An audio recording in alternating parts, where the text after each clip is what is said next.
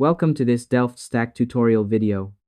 In today's video, I'm going to show you how to fix the Battlefield 6 DirectX function error, including DXGI Device Removed and DXGI Device Hung. If your game is crashing, refusing to launch, or throwing DirectX errors while you're trying to play, don't worry. This simple step-by-step guide will walk you through everything you need to know and help you get back into the game quickly.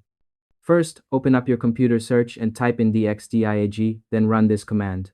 Once it opens, look carefully at the information shown on your screen and check which version of DirectX is installed on your system. This step is very important, so make sure you don't skip it. If you see that your DirectX version is lower than DirectX 12, that's likely the cause of the problem. Next, open your web browser on your PC and search for DirectX Windows 11 download. Click on the first official Microsoft link you see, then download and install the latest DirectX version. Follow the on-screen instructions carefully.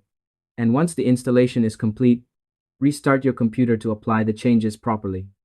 If the issue still isn't fixed, the next thing you should do is update your graphics drivers. Open either AMD Adrenalin if you're using an AMD GPU, Intel, or NVIDIA GeForce Experience. Check for updates and install the latest driver version available. Keeping your GPU drivers updated is essential for avoiding DirectX-related errors. For the final step, open your search again and type in Graphics Settings, then click on it. Scroll down, find Battlefield 6 inches the list, and set it to high performance. This ensures the game uses your dedicated GPU instead of default settings, which can prevent crashes and stability issues. And that's all there is to it. By following these steps, you should be able to fix the Battlefield 6 DirectX function error without any hassle. Thanks for watching this Delft Stack tutorial video.